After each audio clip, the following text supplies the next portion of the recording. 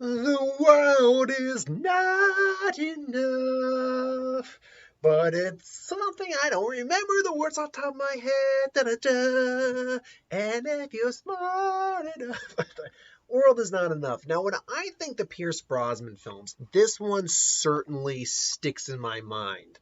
First off, it has probably one of the best Bond openings of any actual film. That boat, first off, it opening up with like of him getting the money from the guy, and then the boat chase later on, a Q's fishing boat.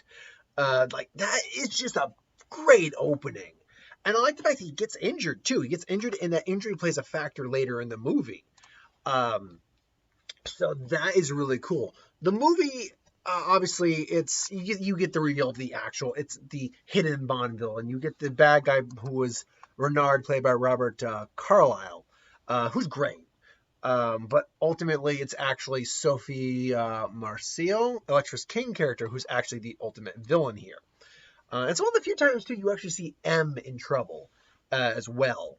They give M a bit more, to do it a bit more of a character in these films than let's be honest, they did in the original series of films. M's fine for what it's worth, but he's not a very fleshed out character, if we're going to be honest. He's just a stern, grumpy head of MI6 who, you know, Bond answers to and Bond gives a clip. He's like, I hate you, 007. Pretty much. That's kind of what he's like. Um, but you're the best I have, pretty much, so I have to deal with it. And here, in this, M actually has a much more, in these movies, M has a bit more of a pro, not pragmatic. Is that the word I'm looking for? Pragmatic presence in the film series, leading all the way up to the Daniel Craig era as well. Particularly Skyfall and in this film, where she is actually, put in danger because of her actions. Her actions had consequences. It's very rarely that we see, because we've seen Bond's actions have consequences, but we almost never see M's character's action have consequences. And it's cool to see that it's not just Bond who f's up sometimes. No, even his bosses will mess up. Um, so I do like that they address, the fact that she's not perfect and she'll make mistakes, and it'll come back to haunt her. The action sequences, again, like I said, that boat chase one of my favorite Bond action sequences, and one of my favorite Bond openings too. That's another. There's so many Bond what if top or not top. There's so many best and worst Bond videos you can do. So action sequences, opening sequences, songs, the themes, opening theme, um, ending, whatever. So many you can do. So I'll probably never. I'll eventually run out, but I'll probably have a lot to go after a while. But I mean, like I said, the boat chase is great. The submarine stuff is good. It's good. I'll admit it feels like an odd climax, if I'm going to be honest. Um, yeah, odd I think is the right. It's good, but there are things that don't quite add up, like him being able to swim to the other end of a submarine and back, hold his breath that long. I don't. That's a little much. But I mean, take that out of the equation. It's still an intense scene where eventually Renard, um, takes a freaking, I think like a nuclear rod or something through the chest. Um, I do like that scene too because he killed Electra and he just goes, "She's waiting for you," and Renard actually has a smile, kind of like a look of peace on his face. He's like, "Yeah, she's waiting for me. I'm coming home. We'll snuggle in hell." Um, yeah, I like the scene where he's disguised as the nuclear physicist or the scientist. Um, he's got to put on the accent. I'll admit it's actually been a little while since I've watched the movie. There's the scene in the not the Alps but the mountains where they activate the suit. I like the scene in the casino where he Zukovsky, Robbie Coltrane comes back as Valentin Zukovsky. He's and I mean, unfortunately, it's his last time in that role because the character dies, but he's still really fun. It's like, chill out, James. Would you like some coffee? My Ben Zukovsky's finest. And how can you not mention the scene on the docks where, Q, he slices Bond's car and I was like, Q's not gonna like this. This was, by the way, the last time we get Desmond Llewellyn as Q. This was the movie he retired on. John Cleese was R, but he ultimately became Q. So he was basically, brought in to be the replacement Q for Desmond Llewellyn, Llewellyn? Is that how you pronounce his name? I can't recall quite frankly.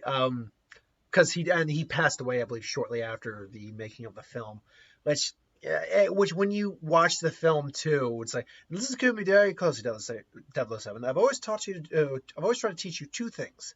One, never let them see you bleed. What's the other thing, Q? Ooh, excuse me. Burp. That's it. Always have an escape plan. And then he just goes down and the hideaway table, or, he disappears.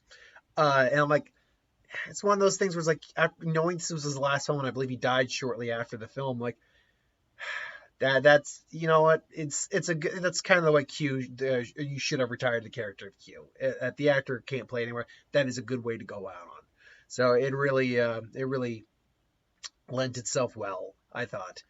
Like I said, M is good. Brosnan's still as best.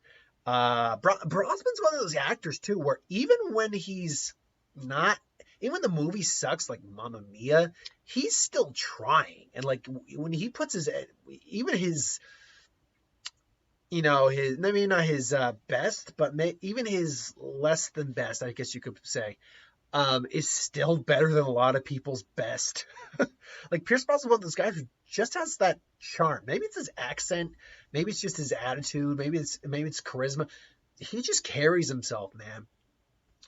The Renard character too. I like the idea that it's the closest you get to a sort of comic book bad guy, where he's a man who has a bullet in his brain that's cutting off his nerves, his senses, and that will eventually kill him. But because it's cutting off his senses, it's actually strengthening him.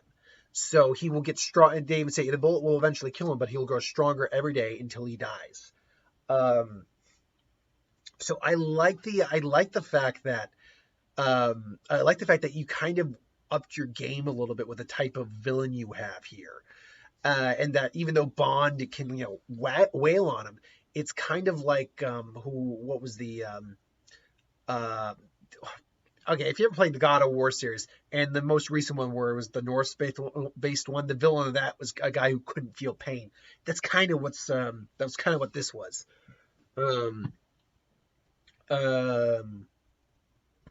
So I do like the fact that that's kind of how that plays out. And I'll also say this. I don't think we almost ever get a female Bond villain. Like, think about that. Really think on that. Besides Electra King, can you name it? I don't mean like, like the Velvet Blush from Never Say Never Again, or the villainous, like Bond villainesses that are villainous henchwomen to the main Bond villain. I mean the main Bond villain. Can you think of a time the main Bond villain, apart from her, was a woman? And if I'm to be honest, I can't think of one. There is no female Bond villains outside of this character. Now, I do wonder if that is intentional, or if I just wonder if, and obviously a lot of these are based off Ian Fleming's novels, so clearly most of those are male villains. But I wonder why, because a lot of these afterwards are not based off of Ian Fleming's novels. So I do wonder why we never get more Bond villainesses, like as the main villains. Because I'd be 100% for that. You want equal opportunity here. People talk about equal rights, giving women the chance to, do what a man can do. Why can't you have a Bond villain that's a woman? I would be completely for that. Women can be just as villainous as men, if not more so sometimes. It's because you can approach a role from different perspectives. And Elektra, I'll be honest, I would have been perfectly fine if Elektra was the Bond girl, absolutely. Um, but I think it's cool that she is the Bond villain. I also like the end scene with her and James, where it's like, you wouldn't kill me, you'd miss me too much. But Koldov, I won't ask again. Koldov, saying just Renard dive, and then poof, I never miss. But he does take one moment to like mourn. It's like, oh damn it. So yeah, I do. I really thought she did well in the role. If there is one thing I will complain about, like a lot of people complain about, Denise Richards as, no joke, Dr. Christmas Jones. I look, is she beautiful? Absolutely. Like Bond girl beautiful? 100%. As a freaking nuclear scientist, really? Just, you couldn't find any other attractive woman who just seems slightly more plausible? I mean, what year did this come out? I think it's like early 2000, 2001. No, 1999. Okay, 1999. I mean, who did we have going on around 1999? Michelle Pfeiffer. Michelle Pfeiffer would. Oh, now I'm saying this out loud. Why the hell couldn't we have gotten a Michelle Pfeiffer as a Bond girl and a Bond woman, but a Bond woman in a James Bond film? It's 1999. Batman Forever, or no, Batman Forever. Batman and Robin. Goddamn. Batman Returns only came out in 1992 or 90.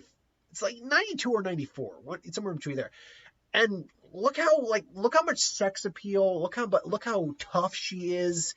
Just look as an actress, as she's fantastic. Like, yeah, Michelle Pfeiffer could have really, and I think she's within Brosnan's age range, so would have made a lot of sense. That could have really worked. I say that loud now. Like, I would have really liked Michelle Pfeiffer to be a Bond woman. Like, damn it, why couldn't we have ever had that? Huh. Oh well, it is what it is. We would get Halle Berry a couple of years later. It evens out. I'm trying to think if there's any other. No, Cameron Diaz is too much of the American Sweetheart girl. Plus, Charlie's Angels was a thing, or would be a thing. Again, I'm thinking the '90s. If you can think of anyone else in that era who could have been a pretty solid Bond girl, let me know. Because again, Denise Richards is very attractive. And is not like a terrible actress or anything like that. I saw Wild Things, and she's good in that. I've seen her do comedy as well. She's pretty funny in comedy. But yeah, I don't know. I'm with a lot of people. Like, she is probably one of the few weaknesses of the film. And that's the thing. There are few weaknesses in the film. It does have problems. It does have some problems, but they're all minor. Ultimately, I would say World's Not Enough is it's not my favorite, but it may be in my top 10 Bond films. It is. I just think it's a supremely well executed Bond film, in my opinion. Ultimately, though, what do you think? Do you love it? Do you hate it? Do you just like it? Or do it's not your cup of tea? Put it in the comments below. But until then, thanks for watching. Hope you enjoyed. Like, comment, share, subscribe. Hit that bell if you want notifications. Any ideas for who would win? Star Wars, Super Magic, what if? Anything new on the channel? Put that in the comments below. Let me know. I'll get to that at some point. So thanks for watching, and I'll see you next time.